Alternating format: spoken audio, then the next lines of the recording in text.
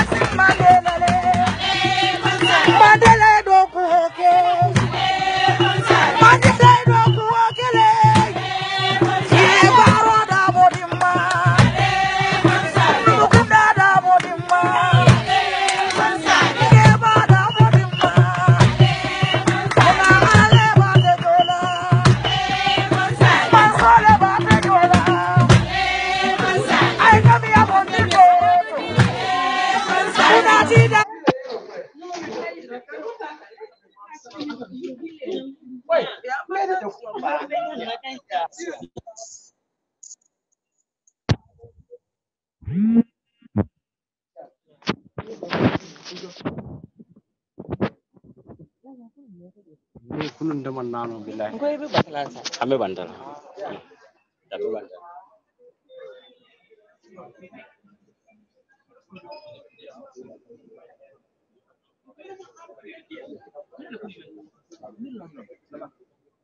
London.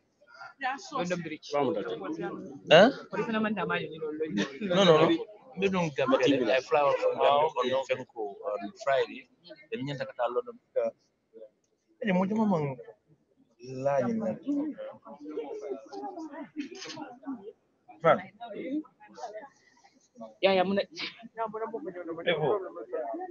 Saya ada sidlanya. Mau.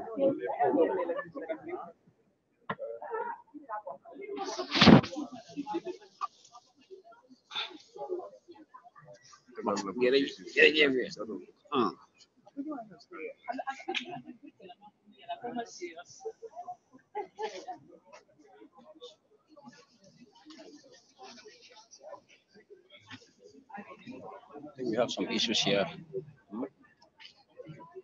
The live TV, huh?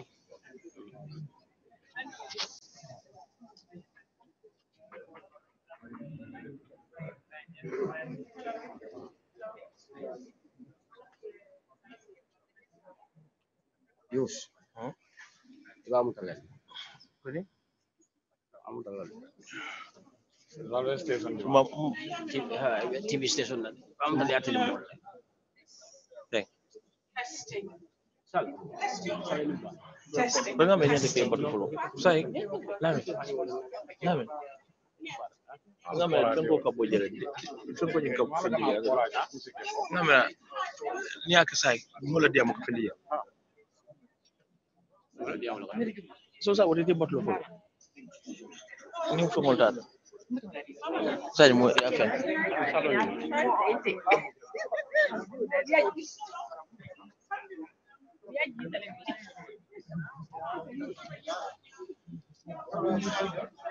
aman ngel ko kala fa first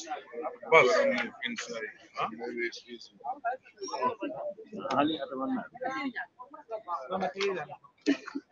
Ani asa penye ka.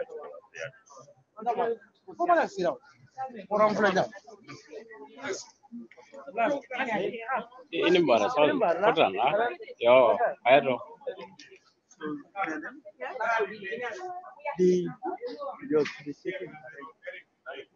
Sakewa.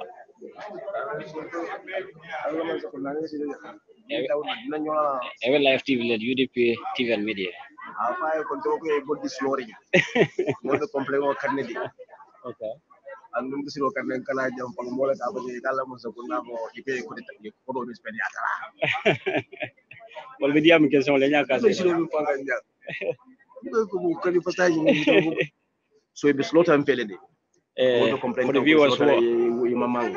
for the viewers who are actually looking at us right now at this conference that was being organized by the Gambia House in Norway. Today is the topic here today is about the business investment in our country. So actually we have our key role here, the choral player in Norway by the name Solo Suso, who is currently here playing. Ali ni mudanya teman. Mudanya.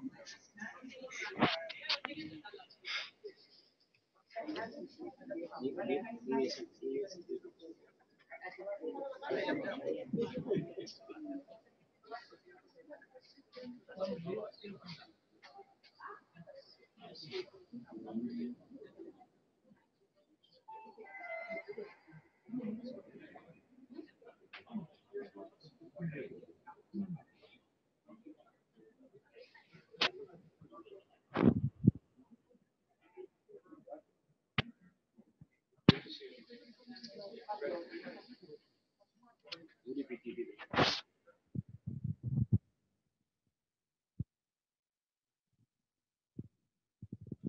malam fe kam la ba Kan kila kumo mai la ke. yalo me twal min ko negen kasi ko transparency ni ko be ko be tra la re Ha. mo mo wara pour mo le ni ka Ha. malam fe kan ko te kali so fo on to banga ma chona Badi molu atumi ben jibe kan science teng nina badi maru be kame ali ameta nyim banko kande molu mat fana experience be jam bien ata be meeting la be membe chairing the business investment forum membe chairing bi molu bot nang skala ni fet la be def nanya so nata ali fana so janna keba me alon ka sawarta gamela ko do bake bar molu mat me alon ka state sutal fana matede al salon nya ngamra bakam ko nal wajibe kala sude yes ali so ete ko nyaadi no donc mo so même pour man sa ko na nak ba kata kan na man dum to wala mo ila kato be min kan be tiatel bari ala fa yalla fo ka to mo jo complain kan ko slotale andum bo kana fole ma expect ko mbata min ko no be ngalon so mo level min to sani pana mo la right ko control nga ni bo ni ke ni so right so kay comment mina kan jam ko moya ko ni biga ta iti abay amare ko ni ko pro be ko min spend ya to la anyway yo badi ngolo comme ça ba jiwe nyabe la moy abi daba delo do ngil kam so fon se fudo fana ngo fana fintende kol be siaren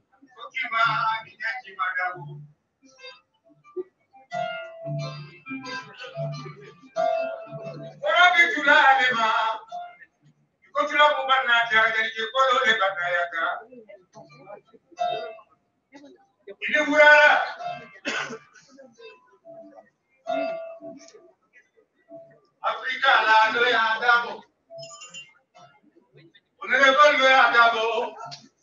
Ili ura la jadi ya kuma muzemba kutida kusaka. Anna be no reja. Bangola ko ya wilindi. Ate na be no reja.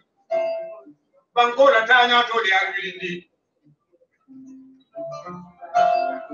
Ate na be no reja kabuna su. Ye fonin kedu de ma. Amana na to ti malagambia.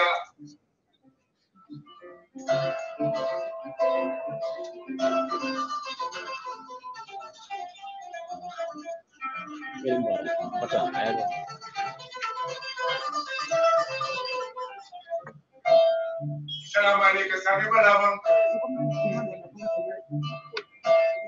Ali burara. Solombe kumala.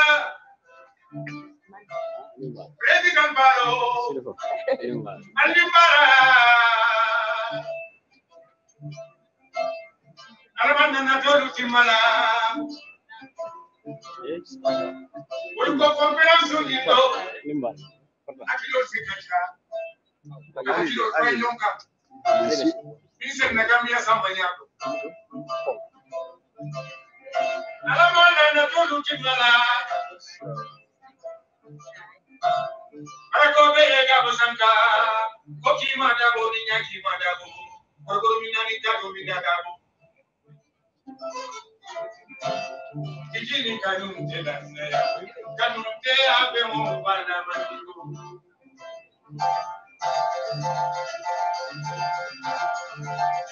La banda como lo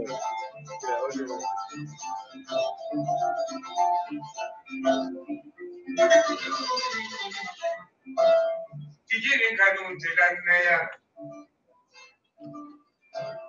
Kijini kanunte la neya. Wala tina salon koye. Ulko Gambia la nyatuta. Akilo ye kaja bakola tanya tola. Alina mira fonin kedu dema. Kadindi ulu makoi. Alamala na tolu timala. Oyi jula banda. Montoro betuna mitri jula parikama. Parago beje Mokhtar Kamara. Atele kumandi. Akonye solo Gambia binalali. Nene moja ko baraka. Nene bate ko baraka. Kalajula sankoi. Moja sakara kainura. Kama boja ule. Gambia jendubia jera. Jendubia jera. Jula banda. Kogi montoro betuna mitri. Amo jula banda. Jadi mara jula, jadi mara musa.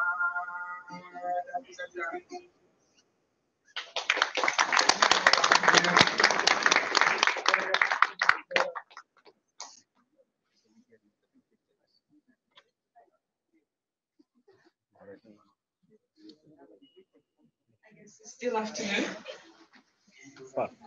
Good afternoon, everybody. Just in case, for those of you that don't know who I am, my name is Mamadi Gersa. I'm a journalist and a social activist, and my co-host today, Nene Bojan, who I don't think needs an introduction. We would first like to acknowledge the presence of His Excellency, the Vice President of the Republic of the Gambia, Mr. Usainu Dabo, the Honorable Mr. Usainu Dabo, here present. So also the Minister for Trade, Mr. Amadou Sane, Honorable Amadou Sane, also present. And of course, we will also like to acknowledge the presence of Professor Jibril Fall, OBE, also a pioneer of this whole event here with the Gambia House. Just a brief background on the Gambia House. Basically, it's a project under the MSDG, and it's really a way of bridging the gap between the government and the diaspora. So this is part of a pioneer project called the Gambia House to really try and see if we can have Gambians in their own countries or in the Nordic, in the diaspora, have organizations or groups like this to be able to have a forum to be able to articulate their needs, etc., to the government of the Gambia through the Gambia House as a flash consulate and embassy. So really, that's a synopsis of the Gambia House and the MSDG project. I think part of that project is also the right for the diaspora to vote, etc., which I'm sure we will also talk about as well. But like I said, let me acknowledge and say thank you to everybody, wherever you're from this afternoon. I know some of you came from Gothenburg, others from Stockholm, from UK, and other countries, as well as the US, Mr. Fal. So we say thank you to all of you for joining us here in Oslo today for this very important meeting. Our first speaker will be Mrs. Nejabate, the chair of Gambia House, and she'll give us a brief introduction into what this whole event is about. Nejabate, thank you.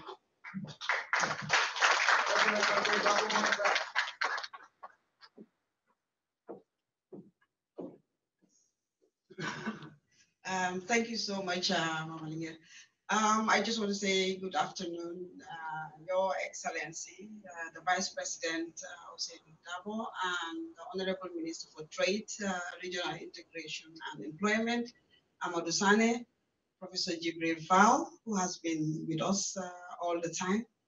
I also want to acknowledge the young, upcoming Gambians as well, who have also taken their time to come here, and our speakers who have come from Denmark, Sweden, Finland. We would link up via Skype, and Iceland. I just want them to also stand to acknowledge them, because we kept on saying Gambians are good at party, dance. When you invite them to party, they will come and dance and party, buy the expensive clothes. But we at the Gambia House, we were so moved by these people. When we invite them to come and talk, they paid for their own tickets, booked their hotels, and came in. Then we said, things are changing. So I want to acknowledge and really honor Elizabeth. Can you please stand up? Demba Yai, Modu Keta. Okay, Elizabeth from Sweden, Demba Yai from Sweden, Modu Keta from Denmark. Where are you standing? Yeah, and then Suleiman Ba from Iceland. Yeah, we want to really acknowledge you for coming. And I also want to acknowledge in the house, our elders in the community. I see Mr. Jai, Musa Jai, and the wife, Senabu Nyang, who also are here and always give us the support needed as well. And I think there's likely also coming here or not yet in. Yeah. So we really appreciate and we really move, because when we were thinking about doing a Nordic Diaspora Investment Forum, this was in Geneva. We were inspired by the number of Gambians who go to Gambia to invest, the number of Gambians that have ideas and they want to implement them, and they contact the Gambia House. And we kept on saying, we don't have the capacity. What we do is link up and then lace. So we thought this would be a forum where we can start thinking, because as we kept on saying, 22% of GDP is too huge not to care. It's too huge to be quiet. It's too huge to take the sideline. We need to upgrade, because I'm not saying we should move from remittance to investment, but we should upgrade from remittance to investment, whereby we can go in and invest. We have seen around our own colleagues from other African countries in the diaspora how much they have really worked hard, how much really they've invested. And this is the inspiration that we have at the Gambia House, to be able to bring all our colleagues around from the Nordic countries to come and sit down here today in Oslo and discuss and find solutions. And we are so honored. It's not only the Vice President here today, but the Minister of Trade, who is here with us as well. So that there are lots of issues that he will listen to, he will hear, he will know exactly what is happening within the diaspora. And this is the first one, and then this is going to be a yearly event we are going to have. And people always ask us, but what's the point for a diaspora investment forum? We said like 10,000 Gambians left during the struggle. We all knew how difficult it was. How many Gambians have left the show? Statistics are saying we are over 100,000 around. We're not sure. These are probably official figures, but there are more than that, and they're all here. All of us are into different things. Businesses, working in institutions. There's a huge resource that can be tapped, a huge potential of Gambia that can be tapped to really rebuild. Because we kept on saying that, look, if Gambia failed, we all failed, because we knew what happened when there was a dictatorship in the Gambia. We all suffered, we struggled. Some of us couldn't go home. Even your parents die, you cannot bury them. Some of them, our parents cannot sleep. So these are the situations we had been. So it is very crucial for us in the beginning, in this new beginning, to start looking at how do we engage? How do we engage as people in the diaspora in terms of rebuilding? Because in the whole rebuilding, because I remember when the struggle finished, myself and others said, this is nice, we just go and sleep now and be with our families.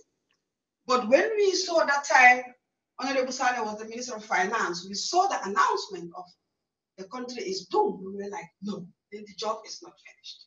Then there is more work to do. So it's not just easy to remove a dictator. Now the difficult part is now to build what they have destroyed. So these are some of the things we would like to have today, to look into it, because there are lots of Gambians here today in this room. And so a lot of you people have businesses. You started businesses, small, big, huge. If you don't start, you have networks. You work in institutions that Gambia need. You work in farm, in business. You'll be able to transfer. How do we transfer this? Even institution, how do we even transfer the culture, the work culture? How do we get those work culture that we learn here? Because we kept on saying, you go home, you said nothing works. These people are also, they're not doing anything. How do we in the diaspora change those cultures, those work ethics? How do we come and influence those things? No one is saying it's easy. It's a very difficult task, because we have a different mindset, we have a different way of doing things, we have a different way of timing, but still, as we said, when Gambia failed, we all failed. It's not the government, it's not individuals, it's not tribes, it's not parties, but we all fail, because we all have to go and rebuild it again. So now we have the opportunity. We thought this is the platform we can create in the Nordic. There are lots of people who have called. We have people who came from the UK as well to be here with us. We have Elizabeth Sose. I just forget to mention, where is Elizabeth hiding somewhere? Yeah, we have people come from UK. We have people calling us even from the US wanting to be part of this thing. We started it as a Nordic, because when you start small. You wanted to test the waters to see how this is gonna work. What can we do? Then those lessons, the lessons we learn, we can also share it with our other colleagues in the other parts of the world, in the diaspora. So today is a day to talk business. As I always said, we've done the politics. When I sit down and look at it, and I said, yeah, there's still politics. Yes, we live with it. But I said, when we look back, people talk about the diaspora removed the government. We did a political change. But I sat back and said, not only that, we remove the government, but also we hold the economy going, because 22%, we were holding the country. We were holding the economy, because those days, Gambia was isolated. Very few countries were having anything to do with us. So we didn't only make the political change, but we hold the economy, and we also make an economic contribution. And that is huge. So we have to be able to recognize these things. Because I said, the diaspora cannot be ignored. Neither the diaspora is an enemy to the government, neither the government is an enemy to the diaspora, but we have to find a commonality. Where do we meet and try to effect change? Where there are bottlenecks, how do we work around it? We hold the government accountable, obviously, because I remember the Vice Honorable Dabo was talking the last time we went to one of the mosques, that we are human. If we made mistakes, tell us. If we do things that are not right, we're just human. So if we take those lines and then start looking into how do we correct the wrongs, how do we address these wrongs, and then move forward. And now, as I said, today we're going to look at how we as diaspora, that 22%, how do we increase it and move it to another level from the micro to the macro level in terms of business and rebuild the country. We saw when there was a changes, there were strong of investors in the Gambia, and it continues still is there.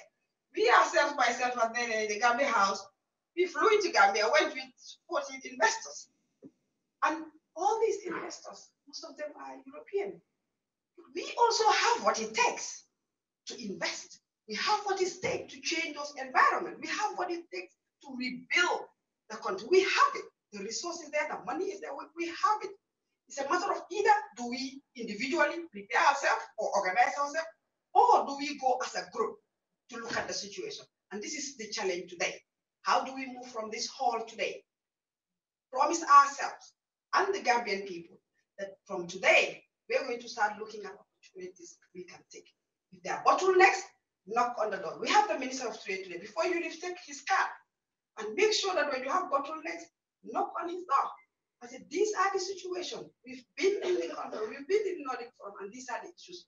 So I just want to again say thank you to everybody here.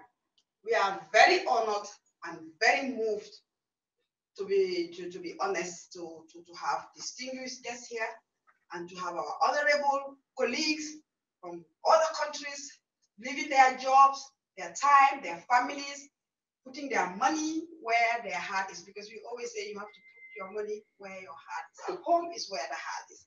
Thank you so much.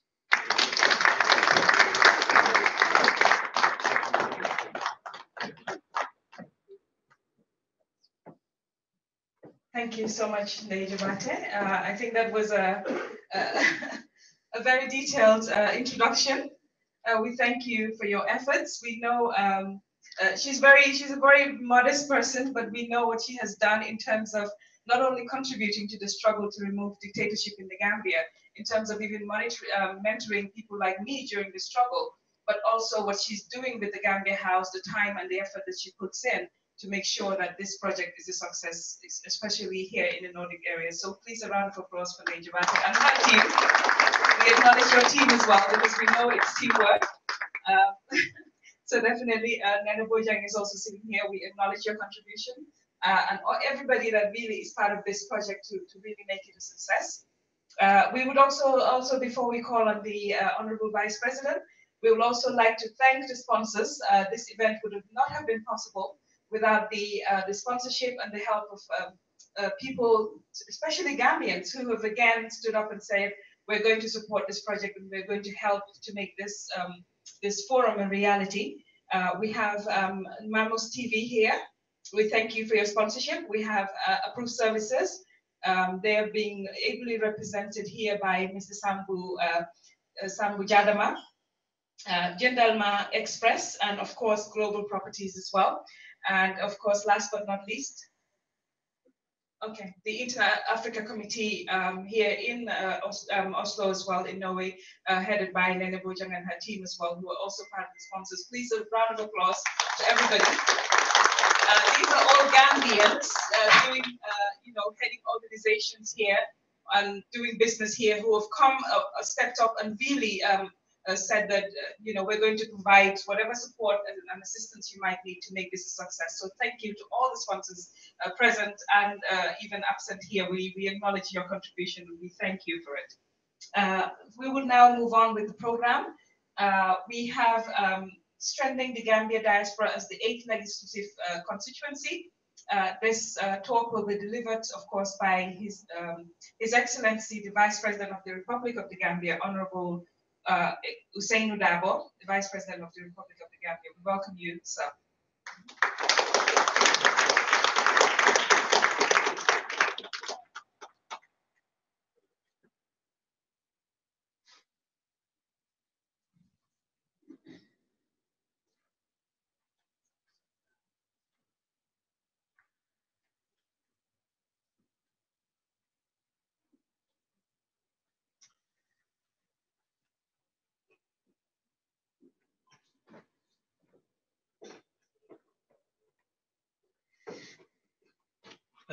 being there, I think you've really taken me by surprise. And I looked at your program. I didn't see myself appearing to say anything here. If I have come here to listen to this wonderful event and the speakers, this wonderful event organized by the Gambia House, I must say that this gathering is evidence of how much the Gambian diaspora remains engaged with the Gambian people and remains engaged with Gambian affairs. Indeed, the diaspora as the eighth region of the Gambia manifested itself before this program was launched a few months ago. The contribution of the Gambian diaspora and our struggle to liberate the Gambia is certainly well documented and well appreciated. The Gambians back home can hardly do better without the Gambian diaspora. As alluded to by Ndai, 32% Gambian GDP provided by the Gambian diaspora. That shows how engaging the Gambian diaspora has been. Our struggle for our emancipation, political emancipation, has completed, but there's more to be done. And that is the economic emancipation of the Gambia. After all, our political liberties will mean nothing if the problems of the economy of the country are not properly addressed. And I believe this is what this forum is all about. What do we do to uplift Gambia's economic situation?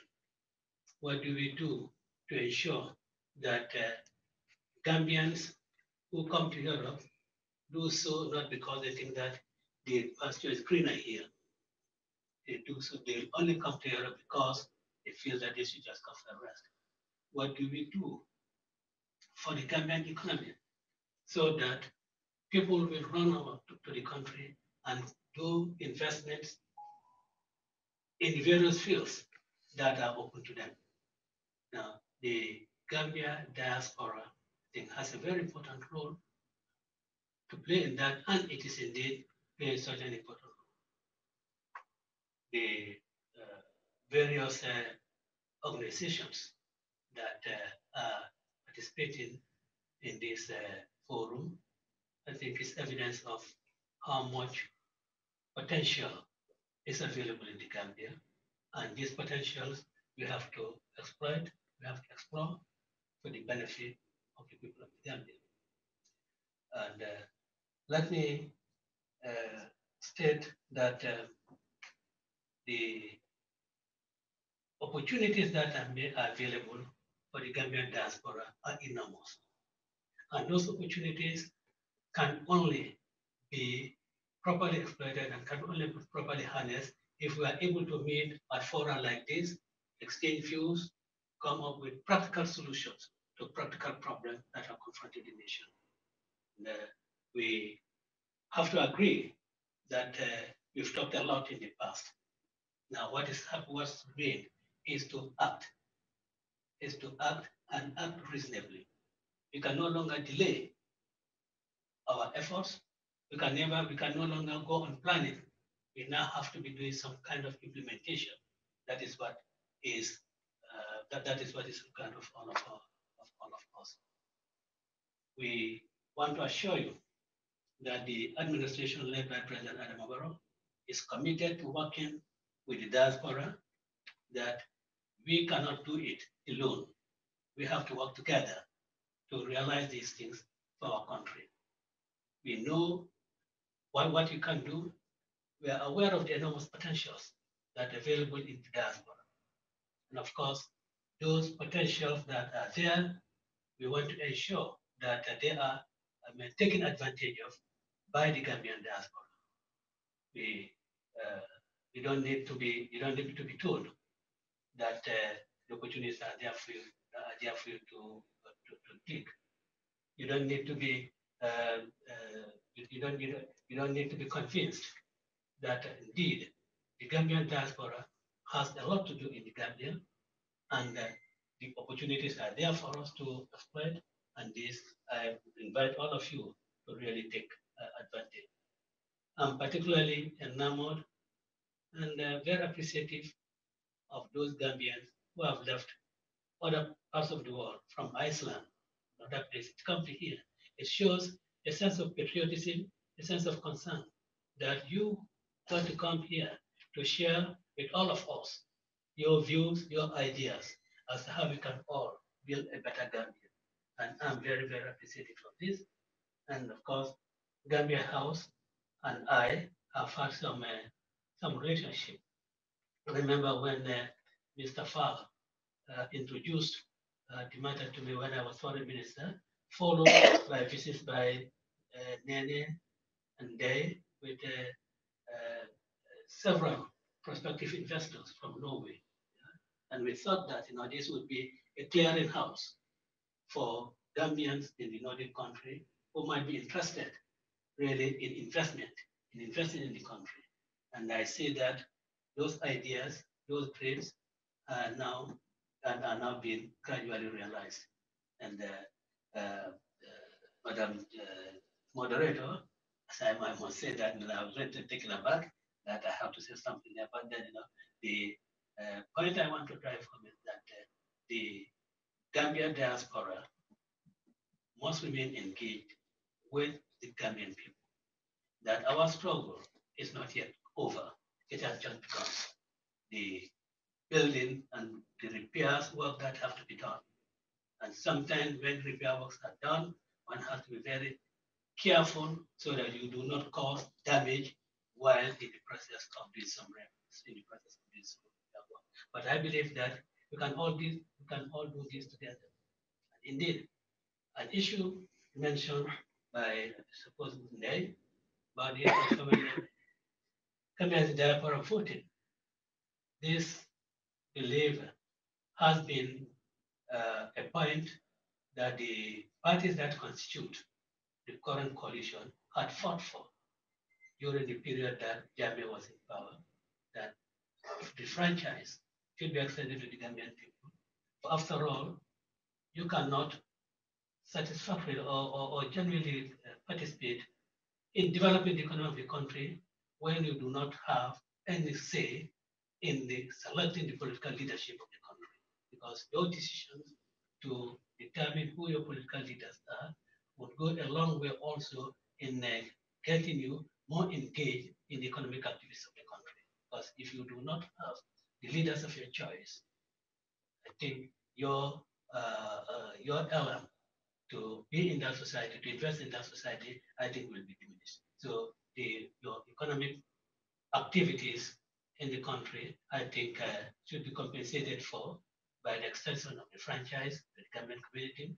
And I do hope, in fact, not only hope, but I am sure that in the next constitution, that provision will be constitutionalized.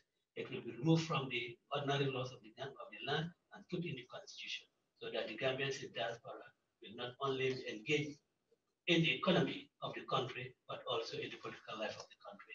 And I thank you all. Thank you, Honorable Minister. Thank you. Dana, do you want to make any comments before we continue? Okay. Thank you, His Excellency, the Vice President of the Republic of the Gambia, Honorable Usainu Dabo. We have all heard some of the things that he has said, especially about having 22% of Gambia's GDP being contributed from remittance by the Gambians in the diaspora. That's a huge number. And I think, therefore, it's very important for all of us to realize the importance of projects like the MSDG, to be able to really invest, like they has said, not just be economic contributors in terms of sending remittance, but being able to invest in the country so that we can also feel that we're part of the change process and the country's reforms, etc. So I think it's very important that we discuss within us here today how we can move forward in terms of being more active in economic activities in the Gambia.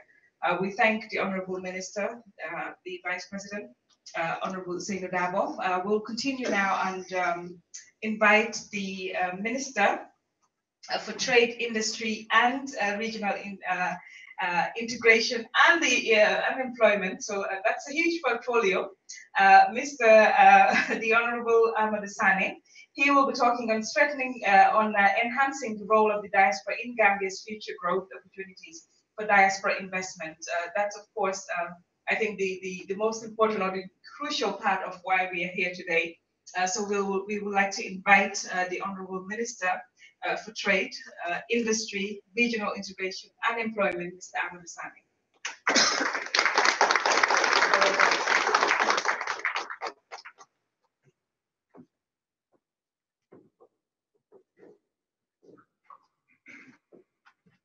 Again, whilst we're getting his mic on here, we would like to thank the sponsors again, the Inter-Africa Committee for sponsoring Mamos TV, APS Approved Services, Jindalma Express, and of course, Global Properties. Thank you to all our sponsors. We could not have, this program would not have been possible without your support, so we thank all the sponsors present here. The Honorable Minister, welcome. Thank you. Thank you very much, Madam Moderator.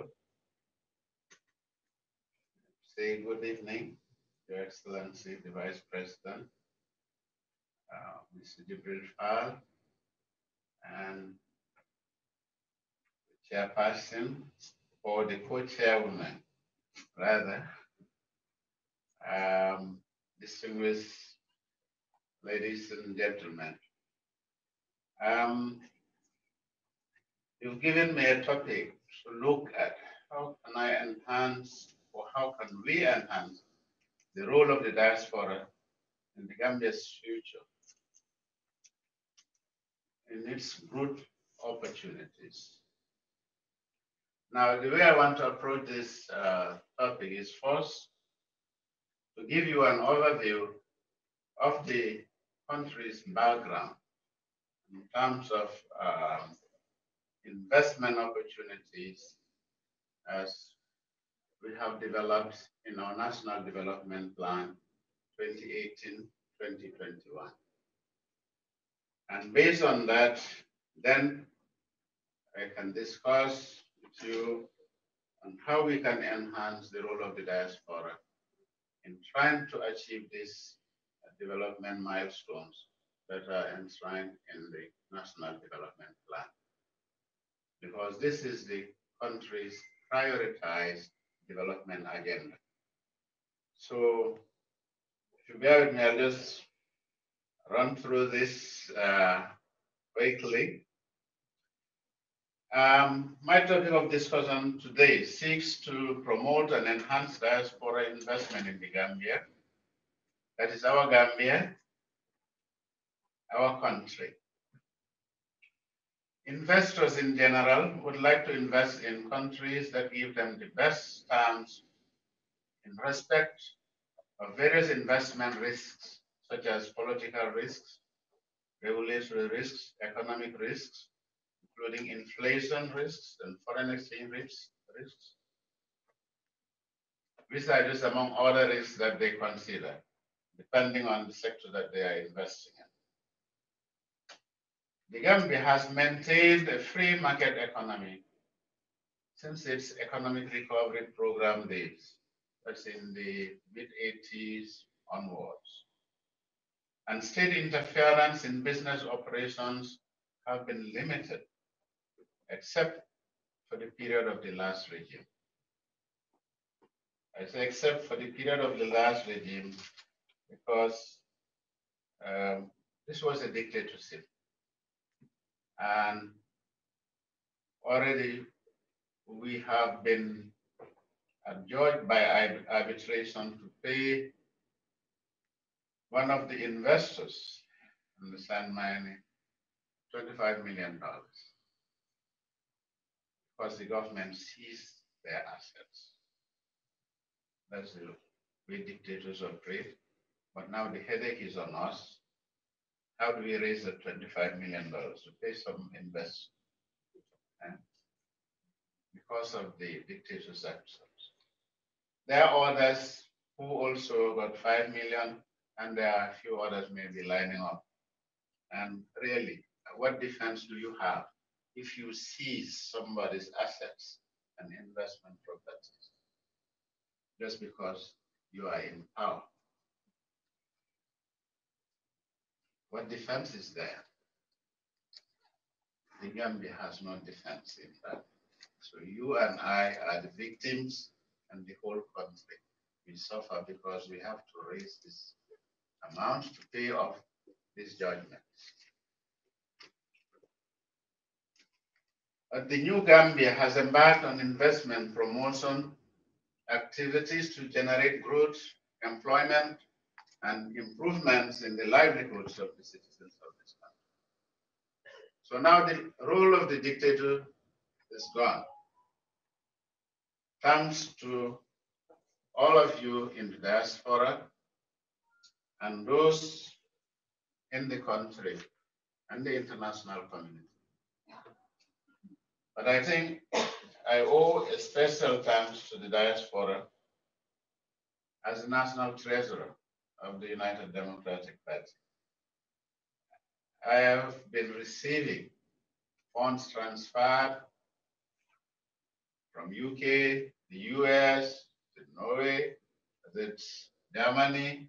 So I must say, from the bottom of my heart, a very big thank you for these remittances, which are investments in democracy, freedom of speech, and the rule of law. And to this end, you have achieved that goal. Today we have a new Gambia. You can speak freely, journalists are moving freely, and they're writing freely, and there is no threat, or you don't have to watch your back when you are talking. Because the dictator was arresting people for just saying the country is difficult, things are bad. People get sniped and taken to NIA and maltreated. So your investment has paid off. So we've moved from one state to another. Now it's New Gambia. We have to pick up the pieces. And for us to generate growth, employment, and investment in different sectors, we have to invest in the economy. We have to invest in the country. Because we found a Gambia that was completely broken. Economically, it was bankrupt. You know from the commissions, the dictator was going to the central bank, taking $1 million cash, taking $700,000 cash. So he robbed us all of our resources and brought us down to our knees. And it was a country that was really down.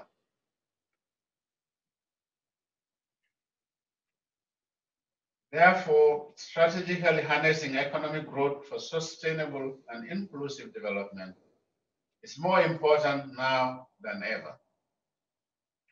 Investment, that is both foreign direct investment and domestic investment, is a primary driver of growth. We need that investment to create the jobs because our youth unemployment is at its highest, above 35%. And this is a serious, serious issue for the country. We have to engage these youths into very productive activities. Therefore, mobilizing investment, especially that in the diaspora, and ensuring that it contributes to the sustainable development objectives is indeed a priority for us.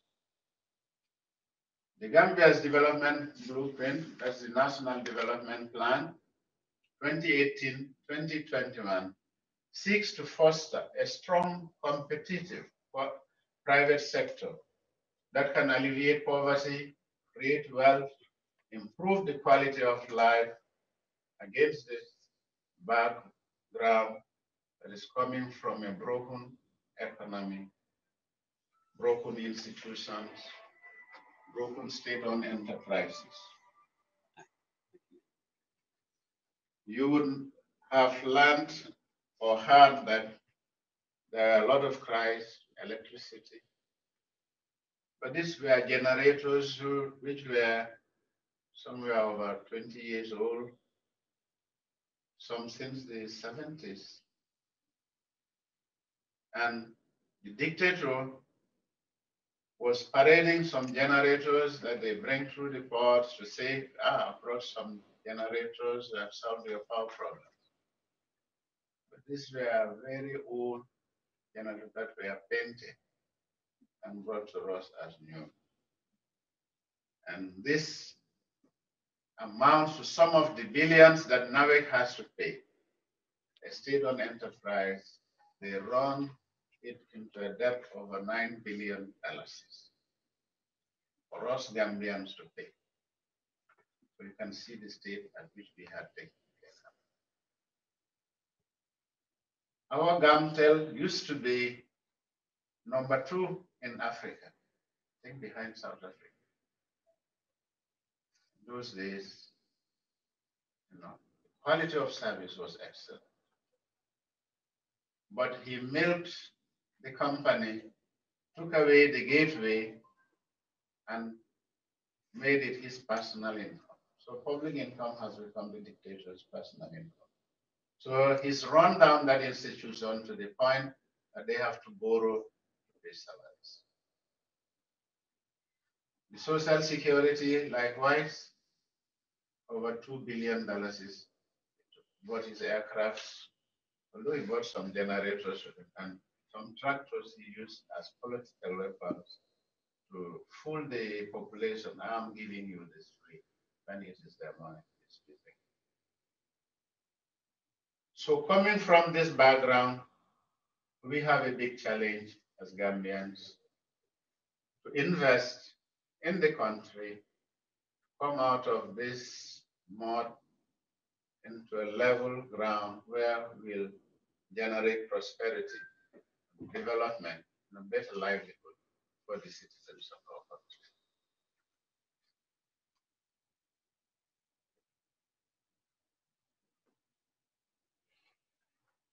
The government of the Gambia, through my ministry, as Ministry of Trade, and its stakeholders, seek to develop a broader and more inclusive investment policy while building and maintaining a generally favorable investment climate.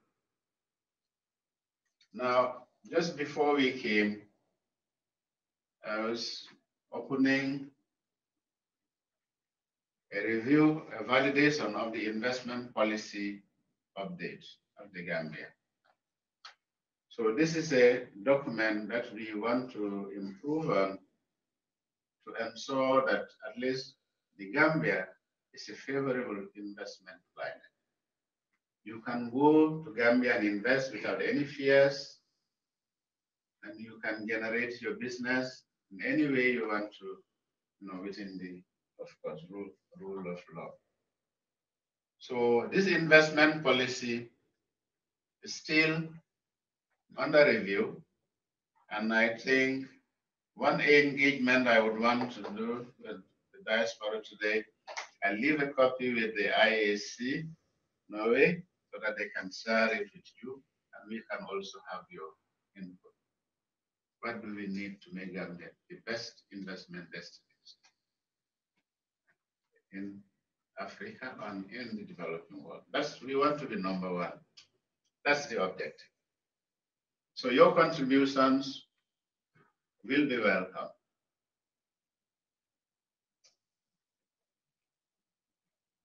Now, in this discussion,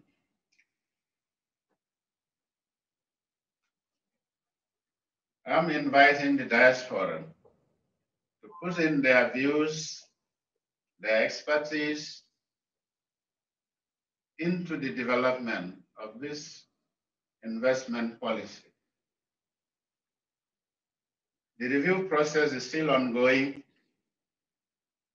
and we value your contribution to the development of this instrument. Now, let's begin our engagement in developing Gambia as the most favorite investment destination, not only by the diaspora Gambians, but also all foreign direct investors.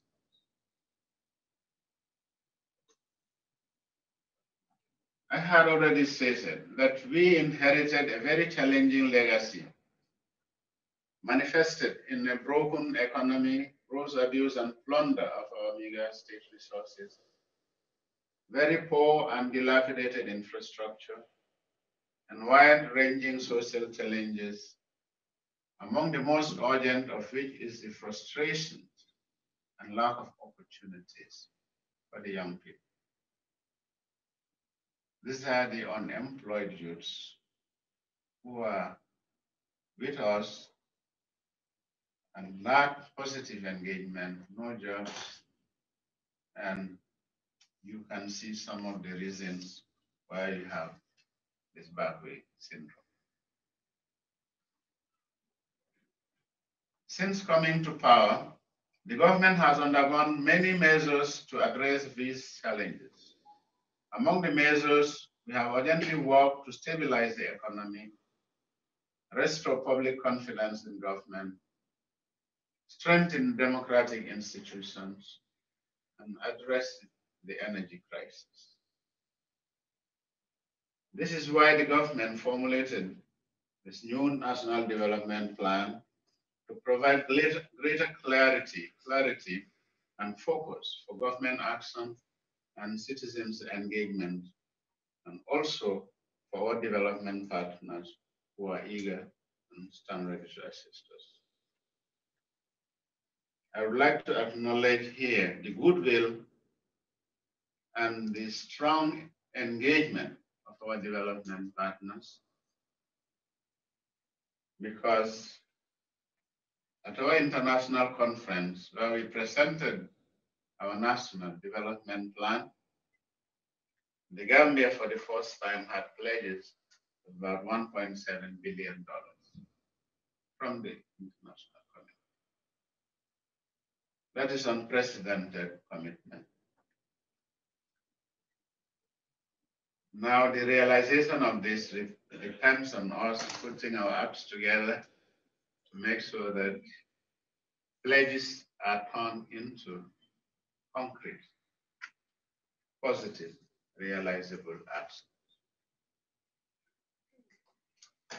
Now, the formulation process of the National Development Plan was a very participatory process involving different stakeholders and in the end culminating in 8 strategic priorities. These are the development priorities that this new government has identified. Again, these are the potential areas for the diaspora to invest. The first is restoring good governance, respect for human rights, the rule of law, and empowering citizens through decentralization and local governance. Now, this is a broad theme. If we say good governance, it goes beyond just central government. It includes corporate governance.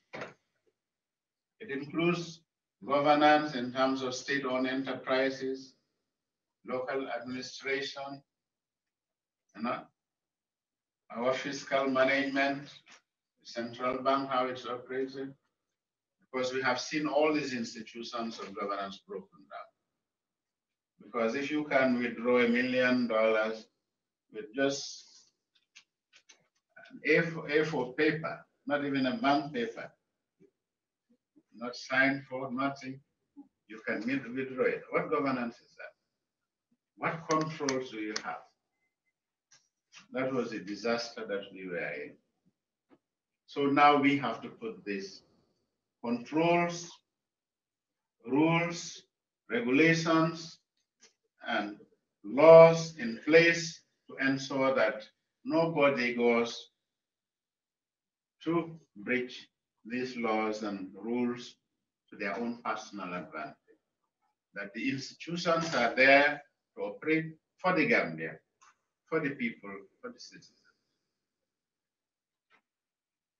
Now, the second area is stabilizing our economy, stimulating growth, and transforming the economy. Now, in the stabilization, in the first 12, 15 months, we managed to reduce the interest rates in treasury bills from 17 to around 6 and 8%. And what that means, it reduces the debt burden of the government in paying interest on treasury bills. Commercial loans also came down from around 24% to about 18%, 17%. And inflation rate had stabilized. So at least there was some success in that. The economy has been stabilized, and this has been recognized by our development partners, and who are willing to come and support in the next phase on deepening this stability in the economy. Now, to stimulate growth requires investment. And this is where the diaspora is critical in acting as an investment partner to the Gambia. Later on, I will delve into the various investment areas, and a little just to highlight some of the opportunities that we may have as diaspora investors to engage the country.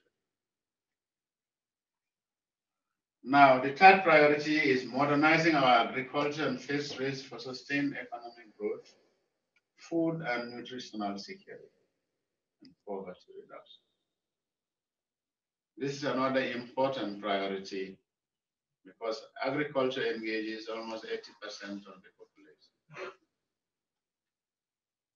And it's a very significant source of our food supply as well as income for the farmers, pay the school fees, take care of their health issues, and other needs.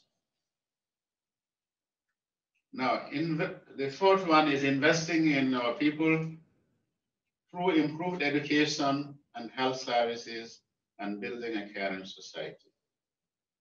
Education is one of the biggest sectors, and really, this is linked to youth employment. Now, we've recognized a deficiency in our skills development institutions. The kids will go up to grade 12, earn a certificate, but a lot more stop there. What skills do these kids have to engage themselves into some viable economic activities?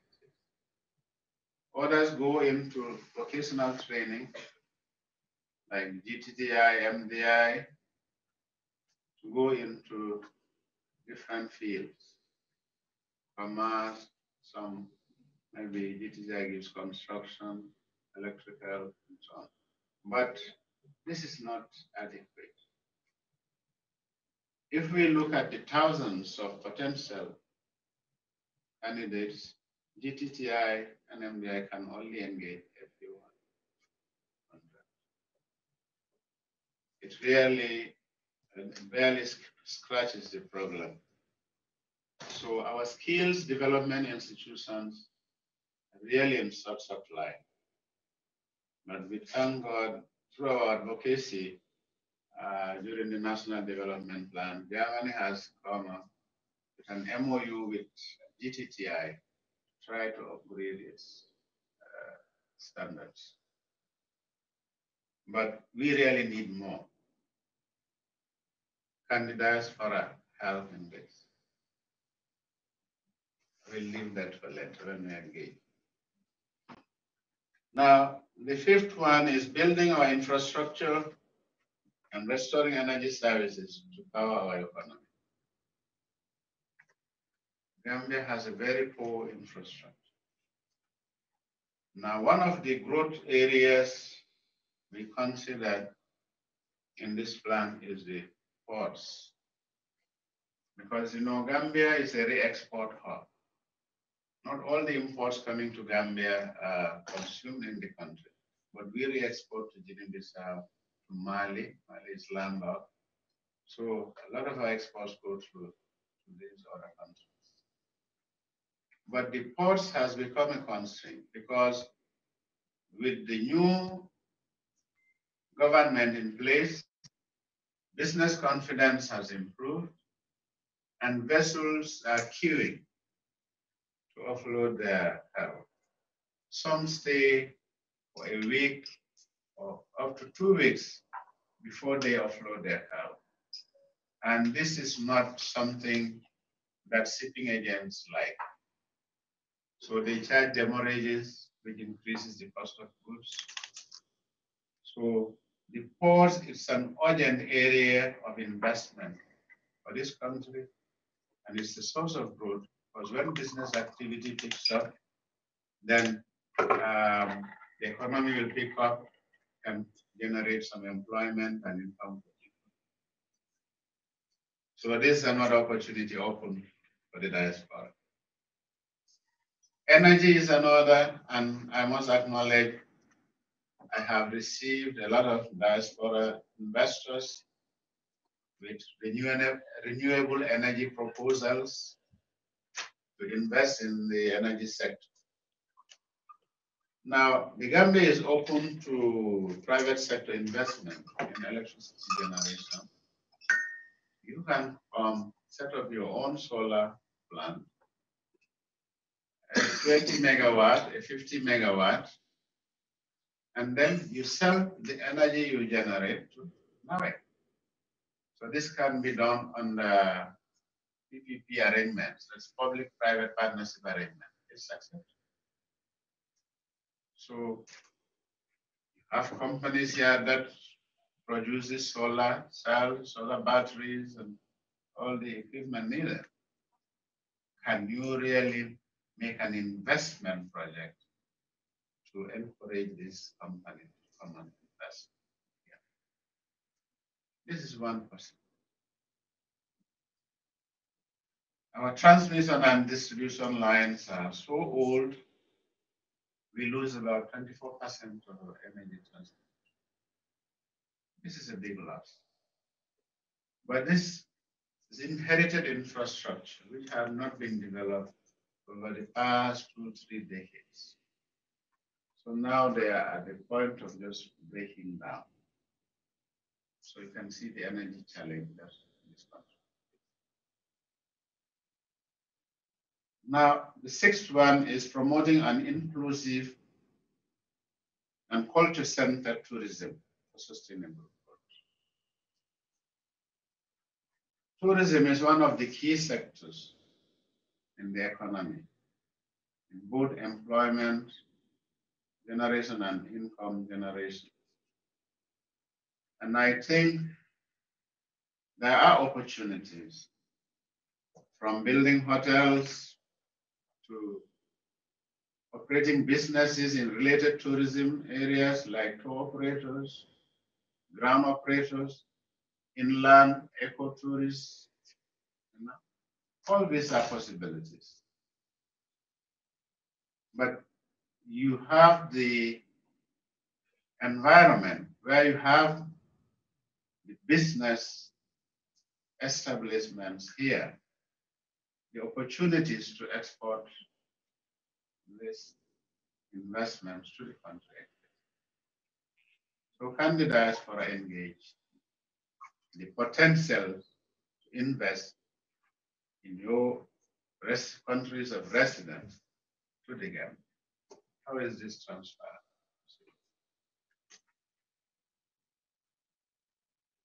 And I quote one lecturer at the Harvard Business School. We had a leadership program there. He said most countries that have succeeded in development are those where it was very easy to transfer knowledge. You need to transfer knowledge.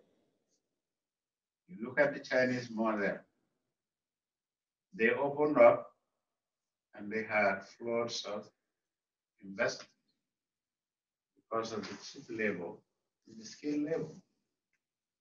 Today, they are number 2 in terms of economic strength in the world. If you look at Korea, South Korea, Taiwan, those Southeast Asian countries, it's all a question of being able to attract that knowledge transfer. And Ghana at the time of independence was almost at the same GDP as South Korea.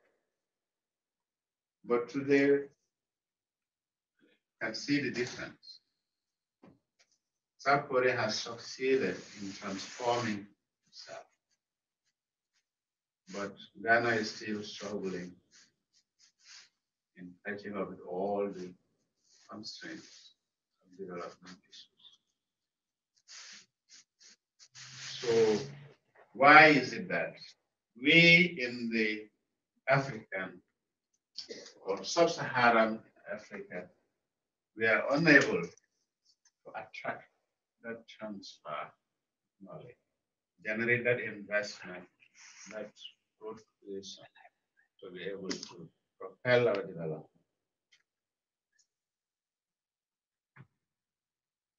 So this is extremely important. Then the 7th one is reaping the demographic dividend through an empowered youth. We have a large pool of unemployed youths. In one way, we can say this is positive. We have labor reserves. But on the other hand, if you don't engage this is source of trouble because they want to live positive lives. They want to be engaged. And if you don't provide the environment, you're creating social problems. So we have that big demographic dividend. We would like to look at it as in more a positive aspect, that we can engage them and make them productive and effective members of society. It is a challenge.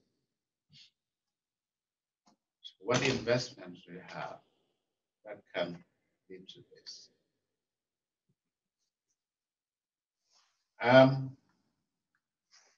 The final one I want to mention as a priority is making the private sector the engine of growth, transformation, and job creation. This government has realized that the government cannot do everything. No government does. The government would lay down the policies, provide the environment to encourage investment and growth. But today we are familiar with the cries in the social media. They have not done anything. No electricity, no water, no rice, the prices are up, The roads, now if you go, it's muddy and some are waterlogged. It's quite a big challenge. But we need to engage the private sector. You know from the countries in which you reside, the extent of private sector development. A lot of the innovations, the investments, the creation, private sector. Even highways developed through PPP models, the private sector that engaged. But a government that found itself in a negative fiscal position, trying to come up to zero, before we can even think about positive balances. And you're asking, we have over 4,000 kilometers of roads to do. How can we do it? It's a big challenge. So we have to engage the private sector. If you can build a road, you are welcome. You put your toll gate. If I pass, you charge me $50 or $100, whatever toll is. I go, I come back, I pay also. Gradually, you'll have your investment back. And this is happening. The dual carriageway in Senegal from the Diamniadio Conference Center to the new airport, it has 3 different toll gates. And I always go through, when I'm going to by road, one you pay 400 CFA, the other you pay 1,000, and then another I think is about 500. So going to and fro, you pay almost 3,000 CFA. But it's a great road, you know, no traffic jams or so, you drive straight smoothly. It's a PPP investment. And Senegal is also having PPP in terms of power generation. We have people investing in it. So why not we encourage the same approach? Get private sector to come and deal with our challenges as well. So these are potential opportunities for us. Now, with all this,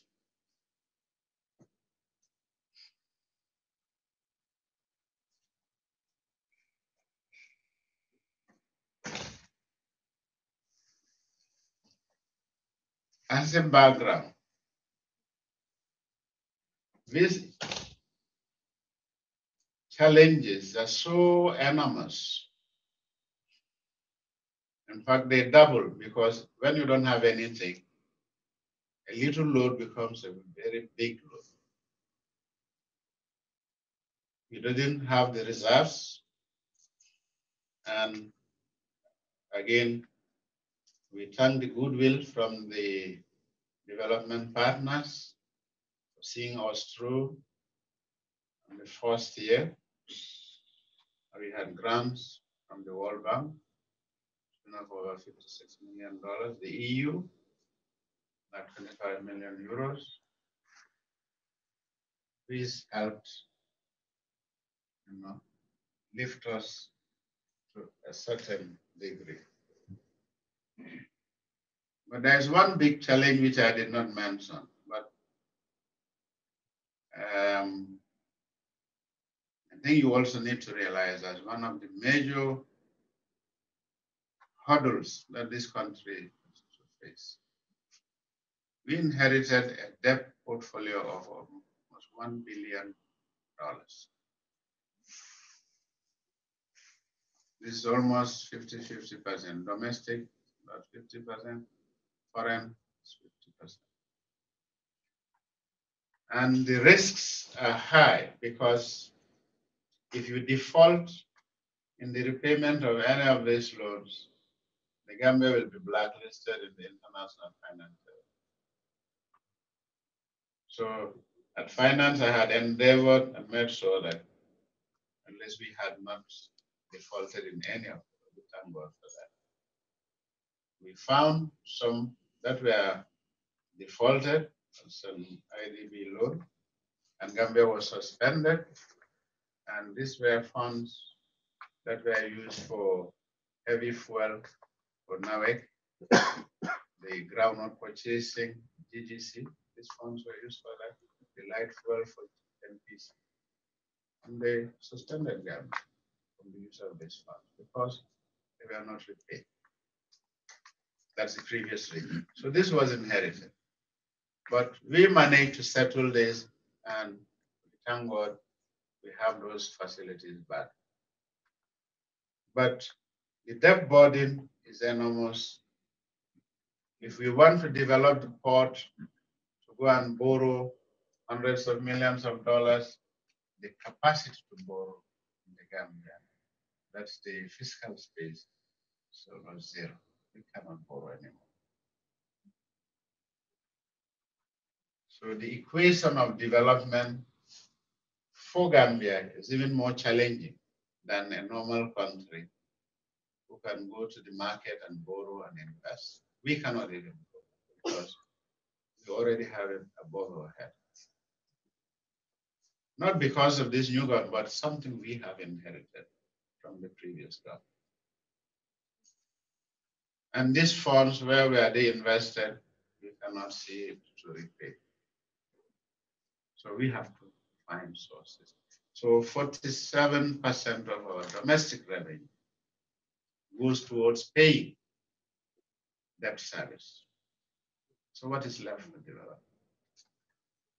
So if people cry out, we don't have roads, you don't have power, you don't have this, you don't have resources. All these things we need to invest in. So the Gambia is in a very challenging situation. And one sure way out is through investment into the economy. So this investment, we try to motivate. I do not want to go into details of the investment incentives which are available to investors, but I can say you have some tax holidays that are given investors, duty-free import of your capital equipment, then we allocate land for investment purposes, for factory or whatever investment activity you are doing. Then ease of getting licenses in different areas. And we have double taxation agreements also with UK, Norway, yeah, and Sweden. So that you don't pay tax there on activities and your profits come and you also pay for taxes. So you can always have a waiver. That double taxation agreement exists between the Gambia and these countries. And I think diaspora can take good advantage of that. Now, these investment incentives can be accessed at the GAIPA website. You have details of that. And it will also give you some details in terms of investment opportunities. Now, investment opportunities now, if I talk a little on this as it regards to diaspora engagement, one is agriculture. Agriculture is my favorite sector. Why? This is the area where you can generate a lot of employment, get our youth into useful employment. But this will not be like our mothers were doing with the hoe and the cutlasses. No, it gives very little. Africa Rice reports that we are having yields of about 1.4 tons per hectare of rice, whereas modernized farms are getting about 6 to 7 tons. So you can see the yield gap. in terms of providing mechanized irrigated agriculture to just manual fencing. That's why most of the youths run away from agriculture. Nobody wants that hard labor anymore. They're not interested in it because they produce little and it really does not do well. But in the form of agribusiness, we have fresh water from Kau all the way to Bassi. Half the country is fresh water. We are not crying for lack of water. We have arable land all along the banks. Again, we are not crying for land. What are we crying for? Investment in agriculture. The irrigation systems, so that you can produce rice twice or 3 times in the year. And we don't have to depend on the rain-fed agricultural system. We must have had, even this year, the government had to declare a drought because of the patterns of the rain. It affected a lot of crops in different areas. We have to mechanize agriculture. We cannot get the youths back to agriculture with labor, hard labor. We need the tractors, we need the plows, the harvesters. We need those investments. So, what can the diaspora do? I think all of you must have families around, and I'm sure all of you have family land, your wife. And as I drive through the country, a lot of the agricultural land that they have planted and the groundnuts or cereals, they're lying fallow. People have turned their back on agriculture. So what can you do? You must have some land back. There is water, but it needs investment. And with that, you can engage a lot of youths to produce in an economic manner. And I'll tell you that the French AFD, in their own pledge to the Gambia, was 50 million euros. They have visited us twice or 3 times already. And they're investing in agriculture, in irrigation agriculture. In the URR, they have already identified the area. This is going to be irrigation. So it's a pilot project which can be replicated in various areas. So this is a big opportunity for you. The other one is in the fruit trees. We import lots of cashew from Casamance, from Guinea-Bissau. Although now we have a lot of farmers now growing cashew, I'm also trying to do one. Because this is a drought-resistant plant. When you sow it and it grows, you don't have to water it. You don't need a borehole. You don't need irrigation. You don't need just to maintain it and clear it. And it grows fast. In 3 years, you start harvesting. And the prices have been going up more than the traditional groundnuts that people are customarily investing in. So again, this is a potential investment opportunity. All you need back home, your land, family land, get the seeds. I got some seeds, good quality seeds, I think, from Guinea-Bissau.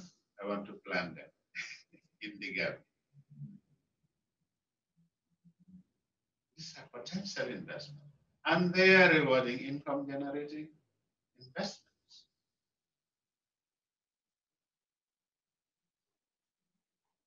Then the other one in agriculture would be a little higher on the scale in light manufacturing, processing of our agricultural products, especially fruit trees.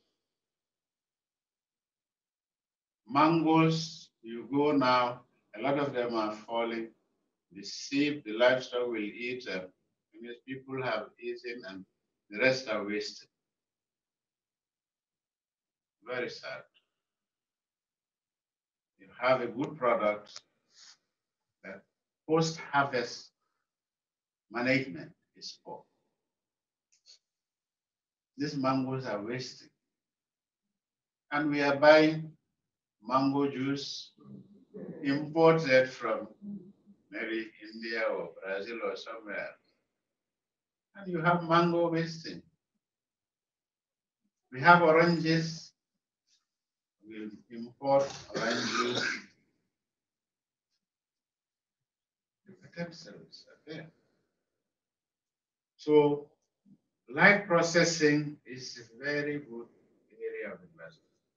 I must say there are some who have started on a small scale cashew processing and tomato juice processing, but it's still not to the scale or to the extent that we need to reduce these losses post-harvest.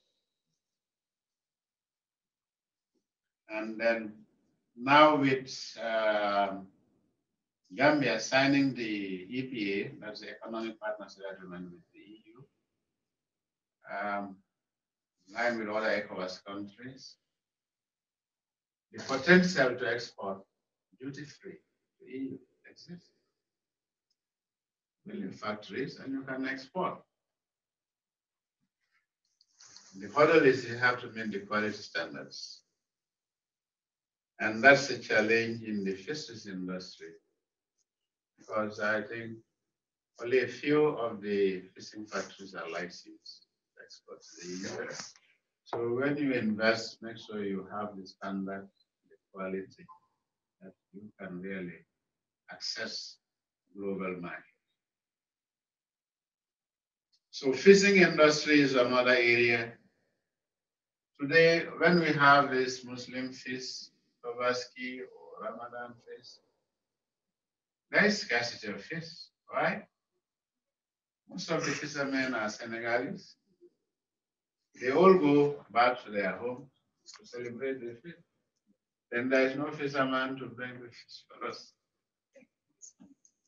And we have the fish in the sea. I think we are brave in the sea when it's the back way, but we are not brave to go fishing. Huh? That's the analogy I want to make. The youths are not interested, I don't know. What reason? But the resources are there. So we are giving licenses to large industrial fishing vessels. They come and scoop and go. They don't even learn in the gap. We are not maximizing the returns in our investment, in our resources. Those ones are not employing us, and they are not bringing to learn and process in the Gambia. They just cook and then they are done. So what can you do as diasporans? The potential is there. I don't think we don't even have a fishing jetty. Very sad though. To motivate even local fishing investors. So the potential to invest in these areas are great.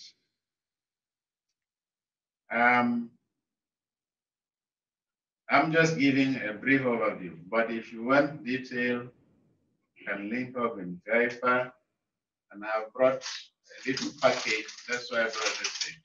These are also giving some brief areas, different investments. This is maize processing, and this is dairy production. All these are areas in livestock investment. when it comes to Tobaski, we import so much lamb, so much sheep. We can, set these animals there.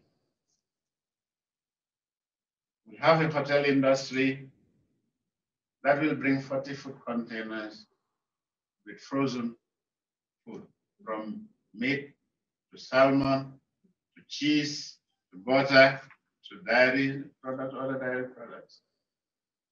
So we need that vertical integration into our agriculture to benefit, to maximize the returns in our economy. Can you invest in an abattoir, a dairy plant, a ranch to produce the milk? I'm sure if you want a ranch, there are so many cowboys we have. You know them. And the fullers are cowboys. They can always go and look after the herd. But these are opportunities unexploited. Instead, Gambia is importing almost everything. From the hat, the glass, the dress, to the shoes.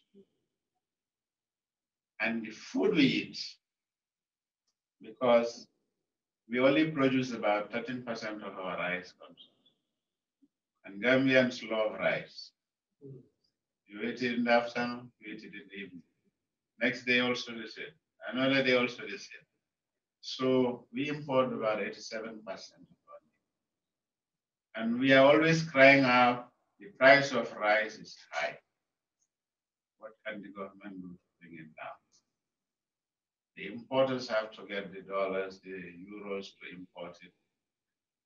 The world market price of rice is something we cannot decide. So what we could do, we remove the duty. Custom duty is zero on rice imports, but that's as much as it can go. But we have the land, you have the fresh water. I hope that the French engagement in URR provides a pilot basis for multiplying that kind of mechanized rice production. Because we have seen the success in Senegal, they've reduced imports by over 30%. And we have the same geography, land, terrain, conditions. Because they are growing, right? They have projects in rice development.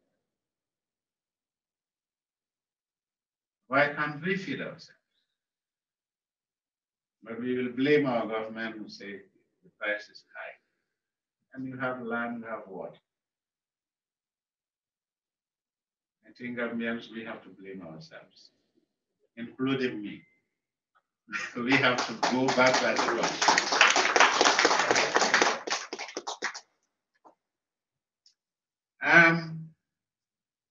Other value addition can be looked at, like rice. When you produce, you have to mill. And the good thing about that is when you mill, you bag it, it can go to the market slave. All the shops are distributing rice. And you can export it to Mali, you can export it to Guinea-Bissau. So farming is not just for subsistence farming, it can be commercialized. So we need the mills, rice mills also as the next phase in the value addition. When you produce, you can get it milled and the bagging, then we don't need to import.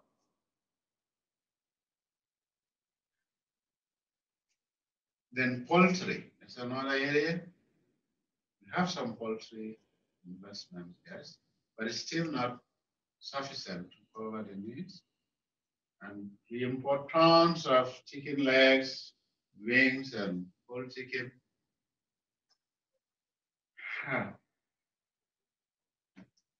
Where do they come from? Well, the importers know. But the market is there. We need the investment. Really, they need the investment. So maybe I can go on and on and on this. But what I would like to say is, the Gambia is like a green field. Everything there is an opportunity to invest in almost all the sectors. The constraint with our domestic investors and entrepreneurs is number one is lack of capital. The bank rates then at 24%, even though now it's gone down to 18, 17. It's still too high for the ordinary Gambian to make a project and pay the bank and make a profit out. So what has been happening in the past is the banks are realizing some of the mortgages that are because the business cannot pay 24%. You need a profit margin of almost what? Not even 30, you're talking about 50%. Which industry, which sector gives you that? So capital is a key constraint. And we have a diaspora fund.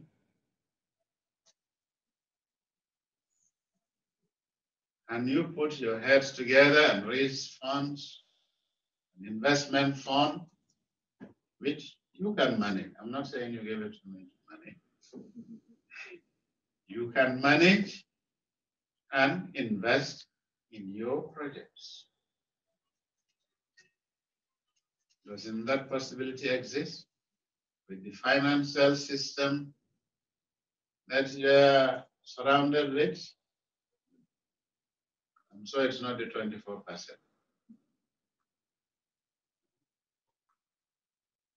Potential is there. Even if the fund has to be like contribution from you to start it, then you can leverage it and secure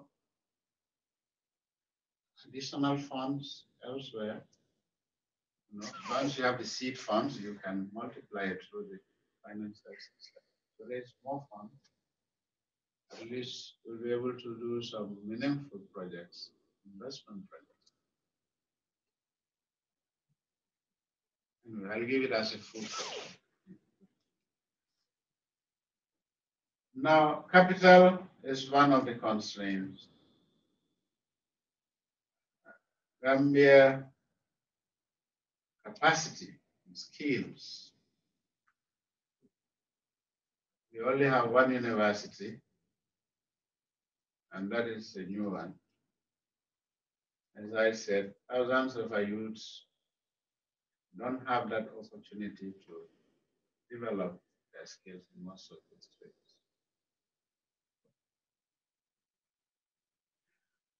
That means we need more institutions to train them in practical skills, masonry, construction, electrical, motor mechanics, carpentry. In fact, the carpenters, they formed an association in the Gambia, and they presented me with a desk, which was very impressive. So I swapped my old desk. Now I'm using Made in Gambia as my serial.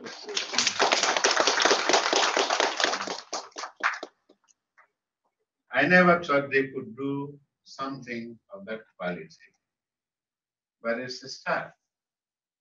You may point one or two things that you think can change, but overall, it is a decent job. And the quality is higher than most of the imports, because those are cheap boards that we import and they break very often. So you have offices replacing cheap boards. But it is real wood, solid wood, and I think it can last over 10, 15 years. So it's impressive. But what I told them is they need capital, produce designs of this different grades. You have junior desks, you have executive desks, you have other conference desks. And they need the resources to produce more. So that, because when furniture breaks in the office, you try to go and look for it in this one. You don't say, let me contract somebody to make it, and it will be delivered in 1 month's time. Then the jobs will not get done. So they need resources to be able to be stock improve. What they have done is that. So we need this skill development in the youths to capacitize them. And I always take comparison to our neighbors, Senegal. They have a very good apprentice system. Because most of the building contractors are Senegal, motor mechanics majority from Senegal, weldermen majority from Senegal, our fishermen from Senegal. Huh? Where are we? So really, there is a lot we have to do. We are starting from the ground level. That's the reality. So we have to develop our institutions, our educational system, the training system, our financial instruments have to develop. 17% is no way to encourage businesses. We have to look for other sources. So I would like to tell the diaspora that Gambia is just an open field for you. You can choose your sector and your investment will be most welcome. And the government stands ready to partner with you to work on these areas. Gambia has also now been admitted to AGOA, US. And I see one area where the potential is. And I was so pleased when I heard Madam Elizabeth Gomez is in the textile industry. I was a consultant in Lesotho. I keep repeating this story. Probably haven't heard it before. They have a very big textile industry. Chinese, Taiwanese, Thailand, Malaysia, Indian farms. What do they produce? Jeans, shirts, dresses, and they export over 425 million every year to the US and other destinations. So maybe when you go to US, you say, oh, I'm buying #1 jeans, in this label, but maybe it's made in Lesotho. No. Why not made in Gambia? Potential is there. You have